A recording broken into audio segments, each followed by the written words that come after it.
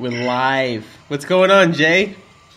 Nothing much, man. How are you doing? Good, good. Wait, so you're headed to the contest now?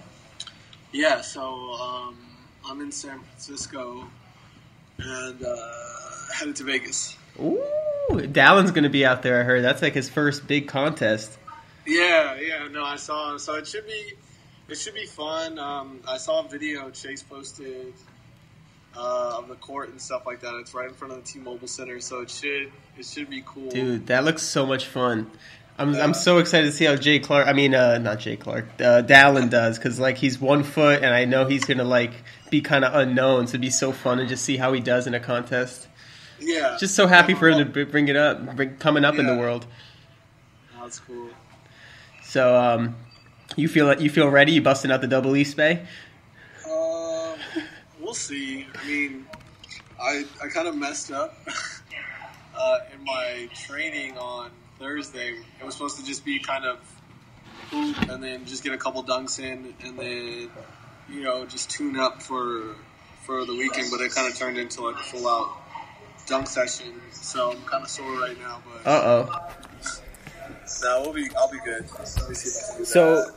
More on that. Okay. So what do you do to prepare for a contest? Do you usually continue your training, or if you know a contest is in a week or so, you kind of switch it up and get that? Oh snap! We started? Okay. Well, I don't know. I just was going. We can start whatever you want. Oh no, you're good. We can start it now. You want to start it right now? Yeah, it's up to you. I'll answer that. So, I mean, up until it just depends on what the contest is and what's kind of the situation. So I assess each contest based. It's contest to contest what I'm trying to do. So like I obviously will train for like a dunk league different than I would for a Dunk King contest, which is different from the contest I'm doing now, which is different from the Nike Hyperdunk experience. So it just kind of depends on what they're asking of me, and then just kind of trying to put my body in the best position for it. So like week before, typically it's the big thing that I do is it's watching what I eat, making sure that I'm putting myself in the best position to perform optimally. Yeah. Just by like, cutting out unnecessary carbs, right? Cutting out unnecessary foods, but because it's like I'm going on a trip and extra baggage is just going to hold me down. So gotcha. I just try to get rid of all the. I like that analogy. French fries. Yeah, French fries, all the little things. So I try to when I'm in dunk season mode, I try to keep my weight consistent from anywhere from like 178 to 185. Damn, that's pretty light. I stay within that range, so I'm not expecting to lose a lot of weight during the week before, but if I can drop maybe a pound, it's going to make a huge difference in terms of how fast I can get off the ground and stuff like that. Right. All right, so let me do a little official, let me see if I can pause this real quick. Yeah, no worries. I can answer it again, all that stuff. What's going on with this? I think that's good. Recording is good. All right, just double checking everything. Is it going? All right, so yeah, we've been going the whole time, so it's all good. Okay. So anyway, just to recap, I like to figure out how people got into it. I know I've talked a lot. We haven't talked that much one-on-one, but yeah. I always like to know how people got into jumping. I know you had a lot of like track and field training and things like that, but how did you actually get into the dunking side of it? And pause that 1 second because I got to put my dog away. He's going nuts. One second. No worries. All right, we're back. All right, let's do it. All right, so yeah, how did you do it? What happened? You're the jumper. So so we'll flash back to 2012. I'll start it let's start in June because that was kind of an interesting time. So 2012 June, I just competed in the Olympic trials for which is incredible. Triple jump. Thank you. 2 months before, in my mind, I'm going to be an Olympian. I'm training my hardest to, make this dream a reality, and it doesn't happen. I took 17th place, and it was kind of devastating at the time. So, what were you competing for? Like what event? Triple jump. Wow. So, like that latest IG post you just did? Yeah, just like that. Finally, that was kind of cool to be able to merge the two. Yeah, that was cool. It's fun. So, yeah, so triple jump, 17th place, don't make the team. And at the time, just kind of assessing track and field, it just financially didn't make sense. I had a pretty good job and was ready to make the next step into, becoming an adult and doing full-time work. So I took that position, moved, started working full-time, and kind of, at the time I was done with sports. I was ready to be an adult and ready to kind of like live my life. Yeah, so what ends up happening, it's funny, I ended up talking to a coach about it, and he's like, oh, don't worry, you'll be back. Everybody goes through those blues, and I was like kind of upset. I was like, what? No, I'm done. I'm ready to be an adult. I'm gonna do this. So in front of my apartment building was a basketball hoop, and I hadn't played it forever. So I went and got a ball, and I would just kind of shoot around and stuff like that. Did you used to play in high school or anything? No, I didn't make my high school basketball team. Me either. I think a lot of dunkers will have that in common. But you have that love for the game, and you want to fill that void in a way. But so I'm shooting around, and it just turns into dunking. And I wasn't good, and surprisingly or not, I wasn't good at the time. I mean, all you would get is like a basic double pump and maybe a rim grazer, windmill, like half windmill type thing. And one of my goals, it wasn't like I had to do it. It's just something I've always wanted to do when I would play pickup and stuff during college. I just wanted to go between the legs. It just that was one of the most iconic things I've ever seen. Vince Carter between the legs, dunk contest. So it was like something I wanted to do. And, I would just try it. I could never do it. So, it was like February. One day I just went out there and hooped, and I was just feeling good. Tried it, and, I got the ball up to the rim. And I was like, today might be the day. So the first time you went out to try it, you were getting it to the rim? Like you hadn't practiced or like on low rims or anything? No, I never knew about low dunking. I would always just try it, and I was terrible. So I usually when I would try it would be in college after pickup games. We would just me and my teammates would dunk and stuff like that, and I would just try to do it, and it wasn't close. It was horrible.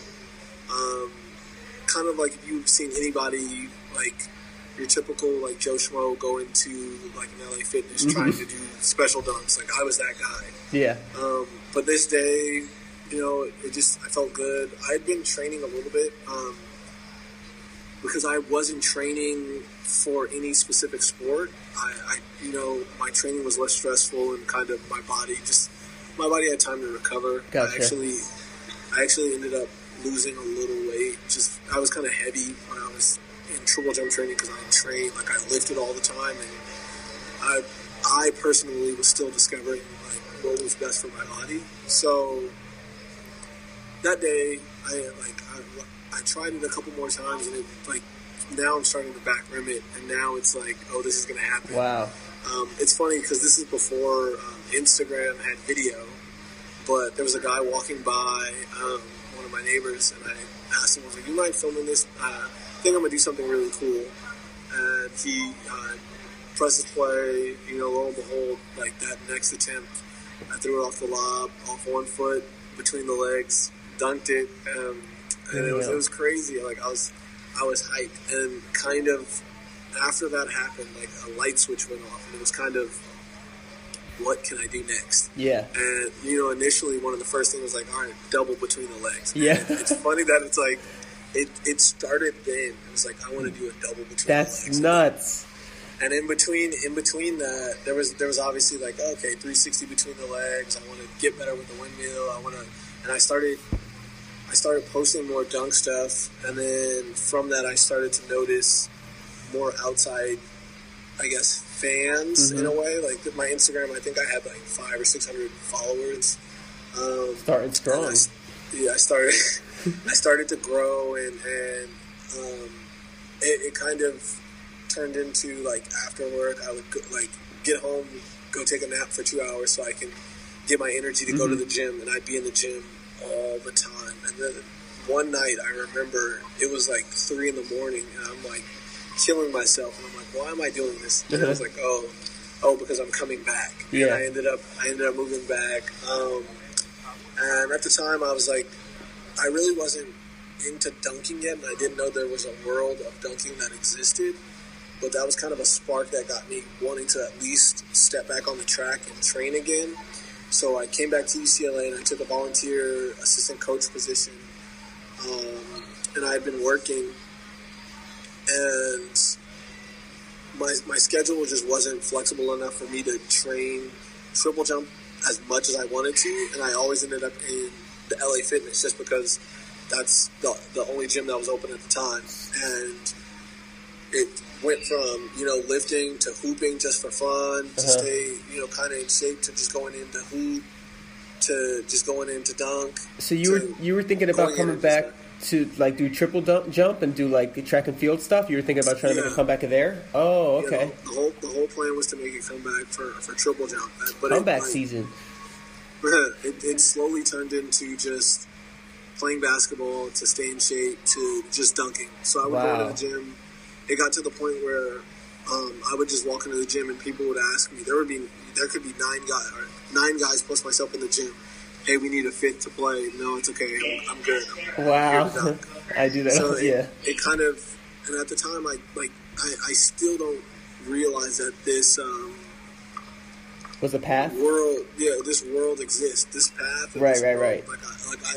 I'm completely ignorant to the dunk world and what's going on, and this is like 2014. I want to say is when I started to kind of discover everybody. So, like, at the time, I'm thinking I'm inventing stuff. I'm doing groundbreaking stuff, and I found out, the guys have been doing this for forever. Yeah. And it's like, it's this world. So it was kind of cool. And I remember it was around December, I think. I did the East Vale vert. That was another dunk that I, like, kind of, when I first started, was like, all right, this is going to be kind of a groundbreaking dunk. And when I got it, Team Fly Brothers hit me up. And wanted to do something, and Chuck lives in Naples, Florida, and Billy hit me up, who lives in Los Angeles, and at the time I lived in Los Angeles, so it was nothing but a 45-minute drive to meet up and have a dunk session. That's crazy. Met up first session with Hanif, Hanif, Young Hollywood. Yeah. And soon after, met Air Dog, met Chris Staples, and kind of just started meeting guys. And that summer, got into my first contest, and it was kind of, it was a wrap after that. That's crazy. Like, it's a pretty fast progress and pretty way to, like, just jump into the world so quick. You just made, like, a name super quick. What was I going to ask you? So, what was I about to... so for the jumping, did you... You got your first East Bay off 1 foot, so when did, like, 2-foot jumping come into play for dunking? Did that just kind of come naturally because you were a high jumper and 2 foot was kind of better for dunking, or what happened?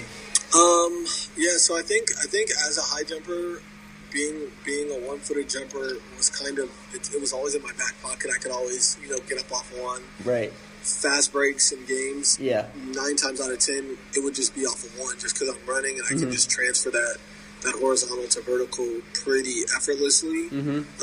But I started to notice, like, for dunk sessions, when I would dunk, it just, like, I would naturally want to put both feet down and jump, and it just worked. I don't think it took a while for my first 2-foot East Bay. I'm trying to think when I got it. I honestly can't remember, but once I got it, that kind of became more consistent than the 1 foot, just because the takeoff, the energy used to take off on 2, I feel like it just was less on on one leg. So when I would have 1 foot sessions, I would be fried, and I wouldn't be able to come back the next day off of one. But if I had a 2 foot session, I wouldn't be as fried on both legs, and I could still kind of come back and do some dunks. So it kind of just, I just kept practicing off of 2, and it just kind of became natural. And I never gave up one, so I still like was able to progress it. And once I realized the dunking world existed, I made sure I like spend time on both. Gotcha. I could have both in contests and things like that. So did like the triple jump or the track and field training that you had, because you were like working on your vertical, I'm sure, during those times. Yeah. Like, did that help with like your 2-foot training or any dunk training at all, or you kind of had to switch up your workouts and stuff? Oh no, it directly translated. So it was just the only thing that I would have to do to become a better 2-foot dunker was to practice 2-foot dunks. Right. So typically at the time, my triple jump training was perfect for dunking, and that's like pre-ACL, JClark the jumper. Mm-hmm. If I know what I know now about dunking, it would have been scary. It would have been a scary thought, just because I was doing dumb stuff, but I was doing pretty crazy stuff at the time. Like I know I was able to hit 540s, reverse 540s, and just I didn't try enough. I didn't try enough dunks, and I didn't have enough, I guess, low rim techniques practice. But physically, like the dunks that I could do were crazy, and I'm starting to get back to that level. And that's why I think now I'm starting to see kind of like the tomahawk between the legs. Yeah, that was nasty. Oh, thanks. I actually tried that my second dunk session with Billy. Wow. And there was like, I'm pretty sure he has a couple of close attempts that were crazy, and like just the amount of dunks that I had for being so, I guess, new to the sport. Right, that's crazy. But it was just because of the triple jump training that, just because I wasn't dunking didn't mean I wasn't jumping high. Yeah. So it was like, it directly just helped me as a dunker. And that's why I think when Nick Ross kind of started to see me dunking, and like his training was, it's track training translates so well. Yeah, I would assume so. So like when he stepped in, it was like, all right, this makes sense. And it was like, that's why you see the crazy 360 scoop off one. Right, yeah. And you went to the same trials. You guys were in the same Olympic trials? Yeah, so that's so crazy. He actually took third, and usually top 3 go. Mm-hmm. But he did not have the automatic qualifying mark. So it was raining that day, and it was just terrible conditions for the high jumpers. So I think had he had good conditions, he would have ended up jumping the qualifying mark, and he would be an Olympian. That's However, nuts. He took third place, and he wasn't able to go. So like, my heart goes out to him. Damn. Do you think he's trying to make a comeback there, or he's going dunking now? What do you think? He was. So like, I was following him with it. He was, and I think he had another foot injury that kind of sidelined his ability to high jump at a high level. So like for track and field, it's a game of centimeters. It's that close. So you can be the 4th best in the world and be 1 centimeter off from the 3rd best in the world. That doesn't say you're not one of the top guys, but that's how if your living is made off of it, it's tough to pursue that. And if you have like small injuries, it's not beneficial for the athlete. Mm-hmm. Whereas dunking, you can get away with lacking in overall explosion if you have the creativity or you can get the crowd into it. So like, there's so many more ways to win with dunking than it is with track and field. So I think he's probably focusing more on other things and stepping away from track. And I think that was one reason too why I didn't eventually go back to track and field, because I started getting opportunities with dunking. Right. And, I was able to. My goal with track was to be able to travel the world, and I've been able to do that with dunking. So. That's so awesome, dude. So, do you still train track and field because it helps with dunking, or you kind of just stick with dunking and lifting and stuff like that? Yeah, no. I mean, most of my training is, if you were to look at how I approach training, the only difference from my track training than my dunk training is on the days where I would have short approach jump sessions. I would do dunk sessions or like low rim dunk sessions. It's like it's identical to how I approached it and everything. It's jumping, so it all translates. So did the name come from JClark the Jumper? Did that come from the track and field days or the dunking days? It's actually track and field days. That's crazy. So in high school, I was a high jumper, triple jumper, and I mean that's at the time that's how I identified myself. I was a jumper, like and going into UCLA, I got the email where it was like, set up your email account, your official at UCLA.edu. So I'm like, oh, this is so cool. So I'm like playing around with it, and I wrote in, they told you to set up like it should be first initial last name, JClark, and I typed that in, and my name is kind of basic, so it didn't work. So I was like, you need to put something else, and they put up like random numbers, and I was like, no, I put the jumper. So I put it in, I pressed enter, I was like, oh, it's okay, I'll change it if I don't like it. And I press enter, it's like, congratulations, here's your email, and it was like, I saw this thing, it was like, it's permanent. I'm like, oh God. Like people are gonna think like so like, don't take it serious or something. My freshman year, like people used to make fun of me when I see it. They were like, JClark the Jumper, JClark the Jumper, and it ended up sticking. That's good though. When I started dunking, I didn't need to change it. It worked. So definitely, I just kind of kept it. Yeah, now it's on your hat. Yep. Yeah, that's it. Dude, the one thing I really like about track and field athletes that I'm jealous of, which makes me want to train, is like their footwork and their like mobility and things like that. They just look so athletic.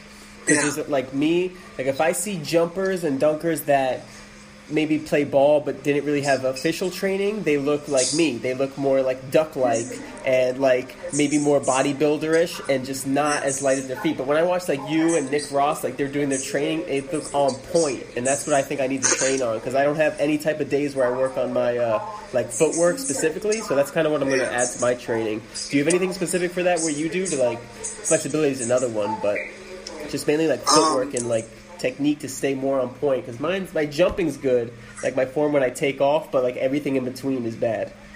Yeah, I mean, I kind of like what you did today, the post about getting out with your dog and doing hops and playing and stuff like that. Like if you look at one of the big trends that a lot of track coaches are going to now is this idea of bringing back play. When I was younger, probably one of the best things that worked for me, even though it wasn't dunk training, like I would go outside and be on my bike. I would play football, kind of do a lot of different sports, so you have that overall athleticism to work with. And I think it's so important to kind of just your body is so complex, and focusing on one thing all the time is you're creating this pathway, you're creating this like chain. But your body doesn't want to do that. You move in space, so it's like being able to set aside days where it's like, okay, I'm gonna go outside and just roll around. And it's like it's so weird that that's the new thing. It's back to this very simple concept of like, I'm gonna go outside and play. I'm gonna go play tag, and I mean we did that sometimes in as a part of our workouts. Like we'll play like little tag games. And, like, leapfrog or do different things like that, and you'll see those basic movements transfer over to everything that you do, including dunking and jumping. I definitely used to feel more athletic when I was like a kid playing sports, and I know it's because when I got older I got like more stiff and I just like focused on dunking and things like that. But the reason I started these days is because I went to the beach last weekend. I've been dying to play catch. I mean, I finally got my boys out there, went to the beach, played some catch, and like just running around like on the sand, the different like heights of the sand. There was like hills, there was the water. I was like, the change of direction and like jumping for the ball off 1 foot, random feet was just so good. Like, and I was like doing leg kicks as I was playing and stuff, and I felt the most mobile I've ever felt. And I was like running and sprinting, and like when I play basketball, I run and sprint, but like my handles are terrible, so like it's not nearly the same, and I'm trying to like not run into people. But when you're just playing catch and like someone throws you a long pass and you just all out sprint, you can't really beat that. So I just wanted to, and it was good for my hand-eye coordination, like trying to catch the ball and stuff. So it just felt great. I'm definitely going to keep doing it. But I just need a friend instead of Garrison. He can't really throw too far. Yeah, no, definitely. Like seeing what you posted was kind of like on point, and it made me even think about with like how I can start incorporating that more into my training, because like you said, a lot of times you kind of get into that, dunk life mode. Yeah, where for it's sure. It's like how many sessions can I schedule to dunk because this is what I want to do. But being able to take it back and kind of do any and everything, it's going to make those dunk sessions that much more fun, because there's going to be so much more you can do.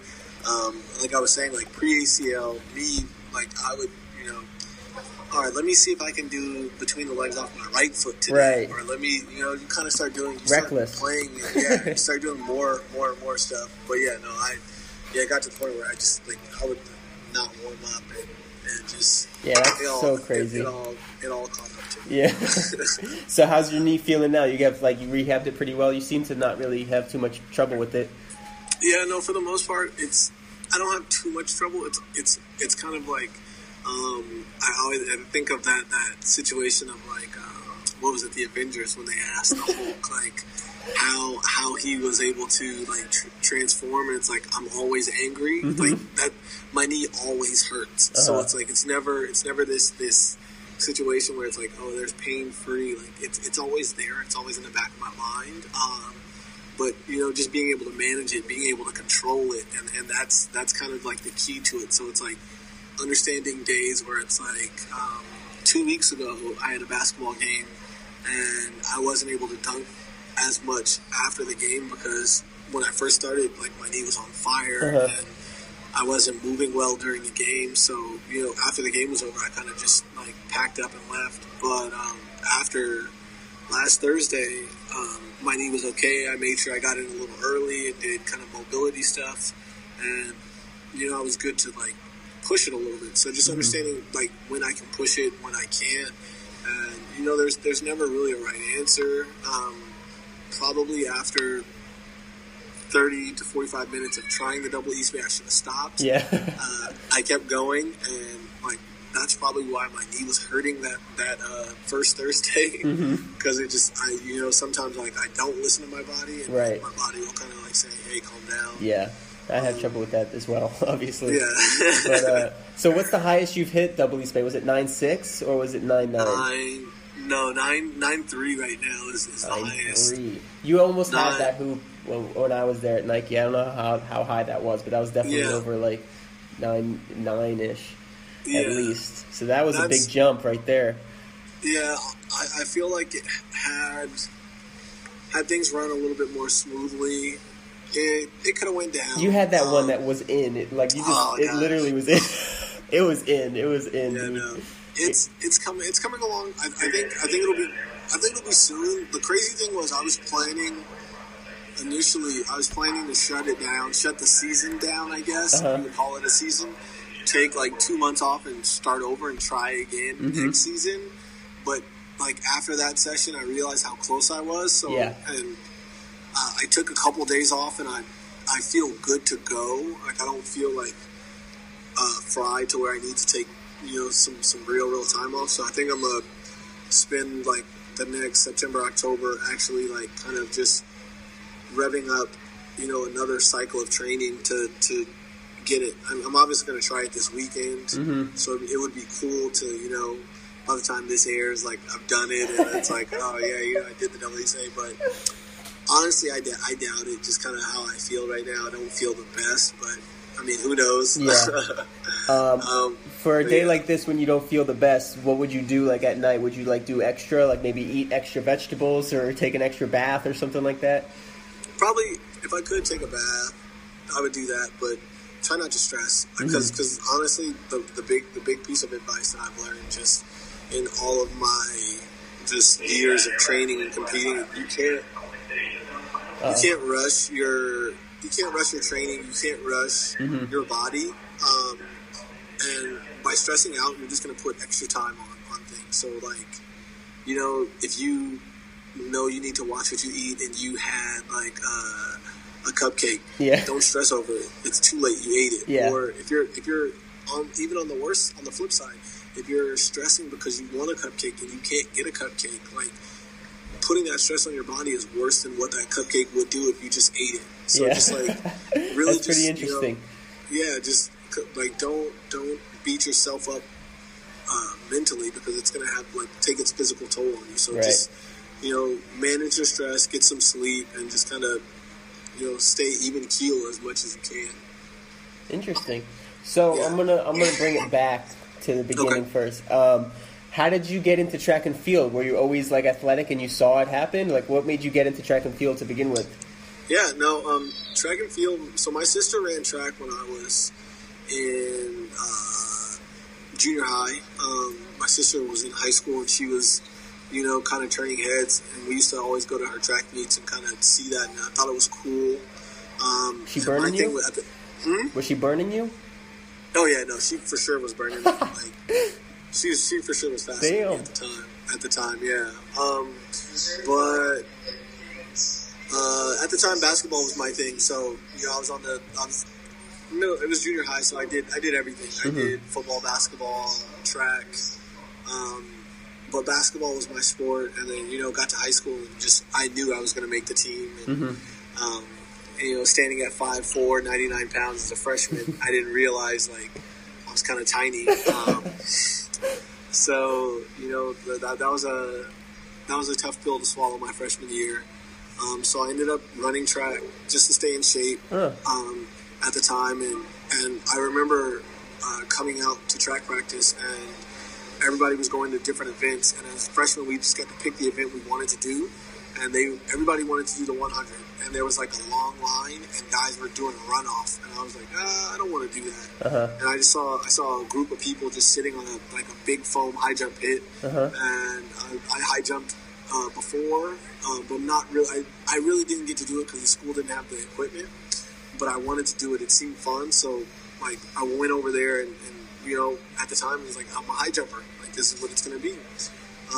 My sophomore year, at the end of my freshman year, I would say, I was watching the guys complain about this weird event called the triple jump. And I'd watch them do it a couple times. I was like, oh, that looks easy. I could do it. They were like, you can't do it. And after practice, I'm sitting there, we're just talking, I'm barefoot. I was like, all right, I'm going to do it. And, I go to the end of the runway, never done it before, run down, and I jump barefoot, and I make the pit, and right at that time, the coach walks out, sees me do it. He comes up to me and is like, you're going to be a triple jumper next year. I'm like, okay. Scouted. So at the end of my sophomore year, I wasn't great. I was okay. I ended up winning the Flossoff League Championship. I didn't make varsity, but I was good for, I guess, my age at the time. And I ended up trying out from the basketball team again my sophomore year, and I didn't make it. It came down to me and another kid. And obviously, the kid got it. So then at that time, I decided to kind of just put all my eggs in one basket and take all that passion that I had for basketball into track. And then my junior year, I ended up breaking my high school triple jump record, and I started to see some success. And then senior year, I ended up winning the state championship. Wow. In the triple jump, third place in the high jump. And then, it was good enough to, get UCLA to look at me and, that's crazy, dude. Go there. And become JClark the Jumper on their email list. That's awesome, dude. That's really crazy. Yeah. That's crazy how it was just basketball, but that didn't work out and led to that, and you just kept having other opportunities pop up. Yeah. That's crazy. Very fortunate. Yeah, so besides the double East Bay, do you have any other goals? You have any vert goals, height-wise, how high you want to get? Yeah, I always thought it would be kind of cool to kind of create a kind of a how high vert record, just because no one's ever done it. What'd you dunk on? 11.8, right? Yeah. Is that the highest? 11. So technically, and I don't know if it's true or not, but I'm going with it because it sounds amazing. Technically, 11.8 is the outdoor world record. What? So it's the highest anyone's dunked outdoors. What? Jordan Sutherland jumped 11.8 2 weeks later. I guess dunking is not going to be aired yet at this time. Whoops. Just pretend you guys didn't hear that. But people have jumped 11.8. there was a guy from the Harlem Globetrotters, Michael Wilson, jumped 12 feet. So it's like guys have jumped it. Yeah. Dwight Howard, obviously. Yeah, I was going to say Dwight, But, yeah, so technically I don't think anyone's jumped 11.8 outdoors. Mm-hmm. I don't think anyone's ever attempted it outdoors. I think that's why. But I definitely want to break that. Like, I want to go, like, 12-1. Like, have that just official world record. I think that'd be cool. 12 feet. Holy. You going to call Guinness before you do it? I mean, if it gets to that point, I would love to have Guinness. Guinness costs, like, I want to say like $10,000 to come out and verify a record. So I will probably just submit the video, hope for the best. There's also like record setters that verified my most dunks in 1 minute. So it's like I can always go that route. Maybe get them to come out and verify it. But definitely want to get some like proof, because I think, and this is me being like somewhat of a hater, like. Like I don't know. Like if I don't see the measuring tape, like and I know they laid a measuring tape out next to it, but I didn't see a measuring tape from the top of the rim to the floor. So it's like I don't know if it was 12 feet. Yeah. But I mean, it was impressive. Dwight's was impressive. Every inch counts, man. So yeah. If it wasn't, definitely. You have to know. Yeah. No, but I mean, 11.8 was cool. It was crazy. Not good enough though. Yeah. No, I feel like that's every dunker. Right, know, yeah, like, you're never satisfied. When you got to East Bay, it was like, all right, what's next? You know, what am I about to get? So, for sure. Two-hand dribble dunk is next on 10. There we go. Ridiculous. Anyway, so what do you, so travel the world, you said. Do you have any places you haven't been yet that you hope dunking takes you? No. I think I'm kind of just open to visit as many places and kind of experience as much as I can. It's tough now with the full-time job and teaching. That's right, the teacher. I meant to bring that up too. He's a teacher teaching jumping. Yeah, no? I mean, we talked a little bit. Yeah. I try to keep it content specific as much as possible, but any chance my students can bring up a dunking reference, they will do it. Yeah, so that's hilarious. And they for those who don't know, you're teaching science, right? 8th grade science. 8th grade science. That's awesome. Yeah. So whenever they get a chance, they'll try to bring up dunking, and if they can get me started going, like they know they have won the day. Yeah. So it's like I try to make sure that it's like, all right, we're not getting there. We're not. We're gonna stay focused. You ever think of teaching physics? Well, in the 8th grade curriculum, there's some fundamental physics stuff. So we're talking about forms of energy. Right. There you go. Now you're getting into it. So now, like, I had one of my classes, they actually wanted to see a backflip. And I told a girl if she can explain, the process of, chemical energy in my body, creating, doing work on the floor, turning into kinetic energy, jumping in the air, turning into potential energy, getting stored in the air with gravity taking me back down to the kinetic energy, and she studied it, came back the next day, spit it for me. That's I was like, so all right, guys. good. So there's video roaming around of me doing flips in my class. That's so great, dude. That's a great teaching style, though. That's definitely engaging. That's hilarious. Yeah. That's really good. JClark, the teacher, too. That's so funny. That's awesome. You boarding soon? I hear the people. No, I'm good. What time is it? 10:40. Well, no, 7:40 for you. Oh no, I'm good. So I got 10 minutes. Nice. So what are your thoughts on like where the dunk world is headed? The dunk life is headed. Dunk life, man. Dunk life is taking off. Not me. I'm just saying in general. Like, okay. So dunking in general is taking off. Dunk life for sure is taking off. Yes, sir. Dunking in general it's getting big. Just seeing when I first started the amount of knowledge that people had about dunking to now where people are casually, referencing like, oh yeah, he did an East Bay.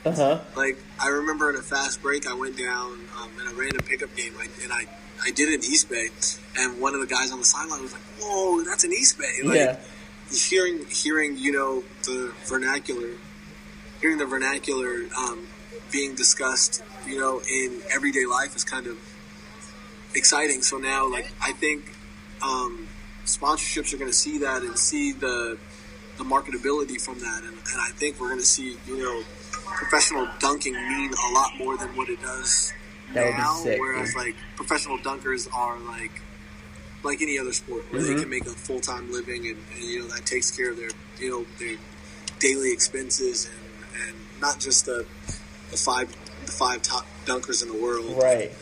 Everybody can kind of make that type of living. And that would be amazing. Yeah. That'd be really that's what cool. I think. That would. I mean, it makes sense. There's definitely a huge community growing. More and more people are starting to practice early on, and I think that's all it takes. And then there's just going to be way more competition, and it'll be worldwide, and it'll be sweet. What do we call it? What do we call the league? I have no idea. Probably. I don't know. UDL. Yeah. What I also like. Dunk league. What I like is that you see like a lot of high school kids trying these dunks out and like just practicing dunking in general, that like when they play in their games, like you see Zion Williamson, like someone like that, like there's just so many more dunks happening in games and it's becoming so much more exciting. Like even the NBA with like Zach LaVine and Aaron Gordon, they're just like people are dunking. It's so much, just so cool to see it transcend through all the different leagues. I'll even go one further. When you look at like somebody like a Nate Dunks, who is just a dunker, where it's like we're starting to see kids grow up and they don't associate themselves as I'm a basketball player. It's like, no, separate I'm a dunker. I'm a dunker, and it's like that's where we're gonna see the change. Really, like I think like the question of can he shoot will go away. Yeah. Oh yeah, no, definitely. I can't wait for that to die. But, like seeing guys like Isaiah and CJ come up, and those guys like were dunkers, and now like they're transitioning into that professional level. Yeah, it's like they're still very, very young in terms of like their careers, and they've done so much. So it's like imagine what happens when you do get like a Nate who can break into like the pro dunking scene by 18, and see where he's at by the time he's like 23. Yeah. So I mean, Guy was kind of the first to do that, and it was kind of he's been dunking since 15, like at an elite level. So and now he's 30. Jesus. And still relatively young in his athletic career compared to like other elite athletes. So it's like imagine what dunking can do, and once we start to figure out more skilled dunks and seeing I think we'll see like 5 years from now like the lost and found be like a common dunk to do in a contest. 3-point dunk? What about a 3-point line dunk? 3-point line, I don't think the human body is ready for that anytime soon, but I think we'll see more free throw, like legit guys can consistently go from the free throw line. Because if you get someone that's a little taller than like a 6'8", like a LeBron, like if he can take off, I feel like he can take off further from the free throw. I don't know about 3-point line, but yeah, I think the gap between the 3-point line is a little too big, but I think he can split it. I think a human can split it. Would be crazy, and that would still be silly. Yeah, that would be silly. So nuts. That's awesome. Oh man, I'm excited for that. How's the weather out there? It's actually not even raining yet. It was supposed to land tomorrow, but it's like going up the west coast now, so it might miss me completely, which will be great. But I'm just kind of sitting and waiting to see what happens tomorrow. But I got out there today. Luckily, it didn't rain while I got to do some work. Solid. I know, and I just don't want to lose power because then I can't do any of this. But I don't think I will. It doesn't look too bad. It always dies off too when it lands on land. It gets dissipates, gets a lot weaker. Oh yeah. But I don't know. Would you rather have hurricanes or earthquakes out there in Cali? Well, I think it's just it's preference. So like I know, like for Californians, the idea of like killer wind and water is like this scary idea. Because there's none of it. Yeah, we don't see that. Versus you guys, like if the earth started to shake, you like what's going on? And it's like, I'm in a tall building too, so that really freaks me out. Yeah, so I mean, I lived through the Northridge earthquake. I was like Man, I forget how young I was, but that was like one of the scariest things ever. But I mean, earthquakes typically don't last that long, so if you can survive it, like, you'd be good. Like a hurricane, it's coming through. It's coming through, and it's going to be there for a while. Yeah. Time wise, so I'm going with the earthquake. Great. Just make sure I'm like on the second floor or something like that, or go to a field. Oh my god. So anyway, back to dunking. So for these upcoming dunkers, what would you give as some advice to help them build their following or get themselves noticed? Okay, following, man, I'm probably not the best with that. I'll just tell you what I did, which kind of worked for me. So this was kind of crazy John, and like I would dunk every day John. You make sure you store up a lot of quality content. Like I noticed, like some people get upset where it's like, why don't I have the same following as him? And I'm a dunker too.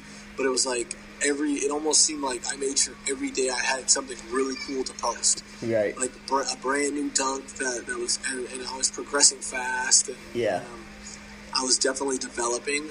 Get your fans involved, even if it's a small amount. Like, still talk to your fans. Still be available and accessible for them. Willing to, help them out or ask them like what you want to see. I started, one of the big things that helped me was Dunk Request Friday. Yeah. So I would do Dunk Request Friday, and I'd be like, what dunks do you want to see? That's pretty cool. And for someone who can do all the dunks. I mean, before this was when I couldn't do all of them. So like I would post this. Like I would post this, like I tried this and I couldn't do it. Like here's the 12 attempts that I tried, and that one's tough. I'm gonna have to come back and try it again. And then eventually, a lot of those dunks became stuff that I could do. And, that's cool. And just kind of creating a social media routine where it's like, all right, Motivation Monday, Workout Wednesday, Dunk Request Friday. That helps too. So like having that was kind of what I definitely agree. So when it comes to working out, though, do you have like a set schedule? Or you kind of like go with what you feel? Like if you feel like your strength is starting to dip, you kind of go more strength? Or do you have like a month or two period where you go hard? So yeah, like for the most part, I can get away with, not worrying so much about the strength aspect. And I have been, strength training for over 10 years. And I've throughout that time, I've gotten really, really strong. And I've noticed I don't need as much strength for my personal self to be successful as a dunker. So a lot of times now it's been maintenance. When I do go into kind of strength training, it'll probably be 1 to 2 months maximum. And then I'll kind of go through that like triphasic cycle where it's like, your general strength, special strength, and then kind of functional movement. So it's very simple, and then just kind of taking it day to day. I can get away with, manipulating day to day based off of how I feel because I understand, how the body works, how recovery works. So some days, like if I were to write out a schedule for what I would want to do for a 6-month period, I'd probably say I would hit exactly what I would do, maybe 50% of the time, right? Because so much is going on in my life, and I have to be able to adjust. Yes, and, I agree. But the overall idea of the plan doesn't change. So like when I'm fresh, I'm going to have a very taxing CNS type training day. When I'm not feeling great, that's going to be a recovery mobility day. And I've gotten more and more comfortable with not having the need to, like, I have to make this a tough day. So, like, some days I'll go in and, like, okay, it's not happening. Mobility. And even then, a lot of my training for the past year and a half have been just strengthening for keeping my knees strong, like prehab stuff. So just kind of that's a big thing. Like I want to be as strong as I can so I can dunk, because dunking dominates what I want to do. So just making sure that the weight room is supplementing my dunking and the weight room isn't becoming my dunking. Gotcha. But that's me. I'm 28. I've been dunking. I've been doing elite jumping for a long time. For a younger athlete, get in the weight room and get strong. Like when you had the 1 to 2 month period of strength training, were you like completely just weightlifting, or you had some dunk days as well, but just less? So recently, it's been kind of just. I'd say before this year has been just strength training. Like I wouldn't dunk during that time because I would want to just focus on strength. But this year, I'm going to try to incorporate some low rim into like my mobility and off days, just so I can fuse technique. I'm not trying to, in a sense, gain more vert. I'm not trying to kill myself to gain more vert. I'm just trying to get more efficient with my movement now, because I think I'm, getting to like the peak of my my ability. So now I just want to stay healthy and want to be able to be efficient with what I think with the vert that I have enough power to double East Bay. I think with the power that I have enough power to do crazy dunks still. It's just kind of putting it all together. Right.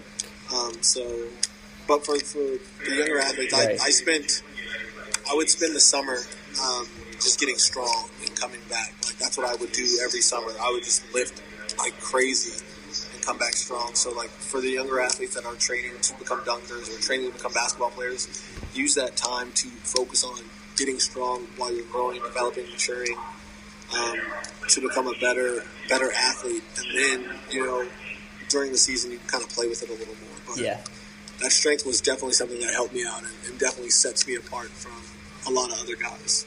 Yeah.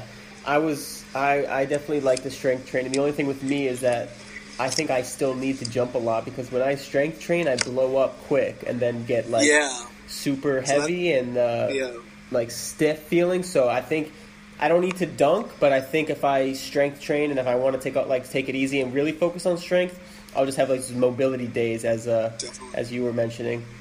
That's another point that you need to understand your body. The faster you can understand your body, because Steve is going to operate differently from Jonathan. And what's good for the goose isn't what's good for the gander. So it's like I think that's the saying. Just because something works for me doesn't mean I'm going to copy paste it and this is the best vertical league program ever. No, because I'm physically different from a lot of people. I'm 6'3", 185. If I didn't lift, I'd probably lose weight. I'd probably get down to like 165. Right. So I'm just, I'm a hard gainer. So I can get away with going to the weight room and training 4 days a week, lifting like crazy, and I won't gain 10 pounds because of that. Okay. Someone else probably will require, more explosive training to stay fast. Someone might need more mobility, like you said. So it's just like understanding what you need, figuring out what you need, and doing that to the best of your ability. I like that. When you were trying to increase your vert and you had a day that was like super low, would you push yourself to try to jump hard? That, like, say you came in fresh and you felt like you were going to have a really high jumping day, but you didn't. Would you try to push yourself to like break through and have that good day, or would you give up and come back another day, or what would you do? It just depends. Sometimes I would. Sometimes I would give up and try another day. I've done that before, where it's like I'll start jumping and warming up, and it's like, today's not it, and I would leave, and then just come back the next day and like, okay, that was just a warm up type thing. Or there would be days where it's like, all right, just push through, because this would be like, I know I'm not going to be able to get another day like this to train. Yeah. So it just you really need to just be able to listen to your body, and it's it's this arbitrary thing where it sounds like, I know exactly what's going on, and I don't. Yeah. There's days where I probably should just back off, and I don't. Like the LA situation, or there's days where I probably should, keep going, and I shut it down too early. So it's just like really trusting your body and just believing you're doing the right thing. Learning about yourself is so hard, but it's really helpful. Yeah, I mean that's kind of one of the things. Like, you just gotta know your body and know what's best for you, because it's ultimately it's you doing what you need to do versus like trying to don't compete against other people. Right. That's the surefire way to like mess up your training. And no secret exercises that everyone does and increases. No, it's really, there's this one exercise I gotta share with you guys. It's like no basking, but no Baskin secrets or whatever. So recently on all of my YouTube videos, I've been getting like crazy. Dude, I've been getting those since I started YouTube, which was like 6 years ago, and they always pop up. I'm like, this is still going on? Like, I don't get how they still get away with it. I'm not gonna lie, like when they first said it, I was like, oh, there's a secret? Let me go look this up. So I look it up and I like find out like based off of just the way it looks, I'm like, oh, this is a scam. So now like whenever I have time, I make sure like I comment. So it's like, have you ever heard of No Basker and Secrets? And what do you think about it? It's like, oh yeah, I've heard about it. It's terrible. Don't use it. And it's like I never get a response, but so there is no magical workout. There is no secret pill that you can take to jump higher. Right. Like you have to want it. You have to want to work hard. And I've told people that a million times. Like, oh, you wanna jump higher? Let's do these workouts. And it's fine and dandy for the first 3 weeks. But, exactly. Come week 4 when you're tired. When you're tired and you don't want to do this workout anymore. That's the secret. Being able to kind of persist even when you don't want to. Being able to like make it. It becomes a lifestyle. It's not just a fad. Dunk life. You can't do a 3-week workout and expect your vert to be there and stay there. It really is dunk life. You have to. Let's go. It has to be a lifestyle. It has to be dunk life. Like going. When going to Vegas right now. Any typical 28-year-old male thinking about going to Vegas is, oh man, I'm gonna go to the bar, I'm gonna do this is gonna be fun. Like I had to make sure I ate what I needed before I left. Made sure you brought snacks. Brought snacks, timed everything up so I can go to sleep tonight and be ready and fresh tomorrow. And even like getting crazier with it, like started planning what I'm gonna do for training after the contest to get ready for my next dunk session on Thursday. So it's like. It really has to be a lifestyle. It can't be if you want. Can't be a hobby. It's not a hobby. If you want your vert to change in 3 weeks, see ya. I don't know what to tell you because even then it's not going to last. So. For sure. I think that's a great way to end it. I see you moving. You got a board. I think that was fantastic. I really appreciate it. I hope we can do this another time. Good luck tomorrow on the contest. I can't wait to see footage. Hopefully you land that double E space soon. I'll be watching. JClark, the jumper. Anything else you want to leave off with? Man, thanks for having me on the podcast. That's once I started listening to it, I was like, oh, I have to get on here. And then the funny part, we just jumped right into it. I didn't even give you an introduction. We just started. No, it's all good. That's how it goes. It makes it better. All right, man. Well, good luck. Great talking to you, man. Nice talking to you. I'll talk to you soon. Yep. See you, bro.